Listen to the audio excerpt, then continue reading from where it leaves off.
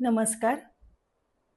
मला आज एक गोष्टीची जाणीव झालेली ती तुमच्यासोबत शेअर करायची आहे, जे की आपण महिला म्हणून लक्षात घेणं खूप गरजेचं आहे.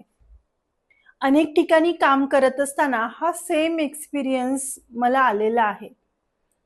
मग तो माझ्या बाबतीत असेल, माझ्या मैत्रिणीच्या बाबतीत असेल, माझ्या कलीगच्या बाबतीत असेल किंवा आणखी कुणासोबत असेल. अनेक ठिकाणी वेगवेगळ्या क्षेत्रात काम करत असताना आपण बऱ्याच महिला एकत्र काम करत असतो. बरं हे काम करणं आपल्याला इतकं सहजतेने मिळालंय का? नाही. यासाठी पूर्वीच्या बऱ्याच महिलांनी किंवा बऱ्याच समाजसुधारकांनी एकत्र येऊन याच्यासाठी कष्ट घेतलेले आहेत. सावित्रीबाई फुलेंनी याची सुरुवात करून कुठेतरी आपल्यासाठी आज ही जी काही दालनं आहेत ती उभी केलेली आहेत. आणि आपण हा प्रवास आज जितक्या सहजपणे करू शकतो, तितक्या सहजपणे या आपल्यासाठी धडपडलेल्या स्त्रियांनी हा इतक्या सहजतेने केलेला आहे का? नाही. यासाठी त्यांना खूप काही कष्ट घ्यावे लागलेत. आणि मग तेव्हा आपण सहज घराबाहेर काम करण्यासाठी पडू शकतोय. सहज शिक्षण घेण्यासाठी घराबाहेर पडू शकतोय. याच्यासाठी पूर्वी लोकांनी आवाज उठवलेले आहेत. आणि हे आवाज उठवत असताना त्यांनी कितीतरी गोष्टी झेललेल्या आहेत. त्यांनी कितीतरी संघर्ष केलेला आहे त्याच्यासाठी. आणि मग हा संघर्ष विसरून आपल्याला चालत नाही. हा संघर्ष जर प्रत्येक महिलेने लक्षात ठेवला, की जशी मी आज कुटुंबाची जबाबदारी पार पाडून मी इथे कामावरती पोहोचतीये, तशाच माझ्या मैत्रिणी, तसेच माझे कलीग, तसाच माझा स्टाफ या सगळ्या जबाबदाऱ्या पार पाडून इथपर्यंत पोहोचतोय. या जरी फक्त एका गोष्टीची जाणीव जरी आपल्याला असली ना, तरी ॲज अ बॉस म्हणून, ॲज अ कलीग म्हणून आपण एकमेकांना छान पद्धतीने समजून घेऊ शकतो. कामाच्या ठिकाणी प्रत्येक वेळेला मैत्रीचंच नातं निर्माण होईल हे अगदीच अशक्य आहे. कधी-कधी मैत्री निर्माण होऊ शकते, कधी-कधी कामाच्या आणि प्रमोशनच्या किंवा इतर काही आपल्यामध्ये असणाऱ्या स्पर्धांमुळे आपल्यामध्ये प्रत्येक वेळेला मैत्री होईल असं नाही. पण एक महिला म्हणून ही गोष्ट लक्षात घेणं खूप गरजेचं आहे, की इथपर्यंत येण्यासाठी आपण खूप धडपड केलेली आहे किंवा इथपर्यंत येण्यासाठी काही लोकांनी खूप कष्ट घेतलेले आहेत, संघर्ष केलेला आहे आणि त्या संघर्षासोबतच आपण आज इथपर्यंत येताना प्रत्येक दिवशी घरच्या जबाबदाऱ्या, मुलं या सगळ्या गोष्टी पार पाडून किंवा हे सगळं डोक्यात घेऊन आपण आज कामावरती पोहोचतो.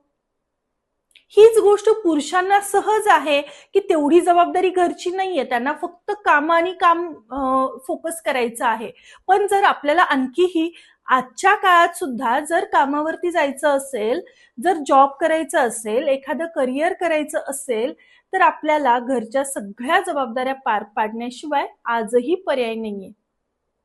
आणि मग जशा आपण येतो, तशाच आपल्या इतर अनेक मैत्रिणी येतात. तसाच आपला स्टाफ येतो. तशीच आपली सोबतची मैत्रीण येत असते. ही गोष्ट आपण का बरं विसरतो? नेहमी महिलांमध्ये संघर्ष सुद्धा आपल्याला कामाच्या ठिकाणी बघायला मिळतो किंवा तिला आपल्यापेक्षा खाली कसं पाडता येईल किंवा ॲज अ बॉस म्हणून जर महिला बसलेली असेल, तर दुसऱ्या महिलेबद्दल काही गोष्टी कमी किंवा उणिवा कशा दाखवता येतील किंवा तिच्या महत्त्वाच्या वेळेला काहीतरी अडचण निर्माण करणं, तिला जास्तीत जास्त कशा पद्धतीने त्रास देता येईल, या गोष्टीची काळजी घेणं, हे सगळं कशासाठी? हे जर आपल्याला केलं तर योग्य वाटेल का? याची काळजी आपण घेतली पाहिजे.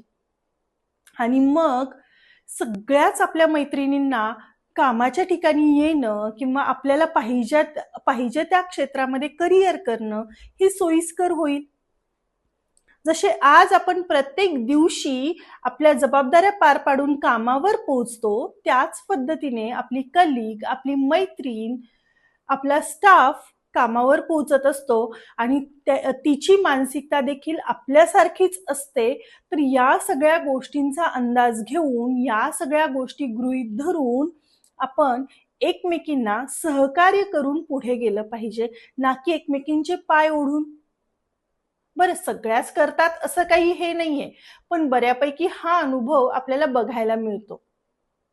जिथे महिला बॉस असतात किंवा महिला अधिकारी असतात, तिथे जास्तीत जास्त या गोष्टी घडून येताना आपल्याला दिसून येतात. कारण आपल्याला आपलं काम दाखवायचं असतं किंवा ते चेअरपर्सन ॲज अ चेअरपर्सन मी कशी वेगळी आहे, हे दाखवायचं असतं. पण या दाखवण्याच्या याच्यामध्ये आपणच आपल्या मैत्रिणींना त्रास देतोय याची कुठेही आपल्याला जाणीव नसते किंवा याची आपण दखलही साधी घेत नाही. हे खरंच खूप वेदनादायक आहे. तर आपल्याही मैत्रिणींना छान सहजपणे सामावून घ्या. सगळ्या गोष्टींसाठी सहकार्य करा. कामामध्ये सवलत द्या असं मी बिलकुल म्हणत नाहीये. पण विनाकारणच्या गोष्टी, विनाकारण आपण जी काही आपल्यामध्ये स्पर्धा निर्माण करतो, ती स्पर्धा निर्माण करण्यापेक्षा छान हेल्दी एन्व्हायरमेंट कामासाठी तयार करा आणि छान सगळ्या सोबत एकमेकींसोबत राहून एकमेकींना सहकार्य करून काम करा. हे खूप छान होईल.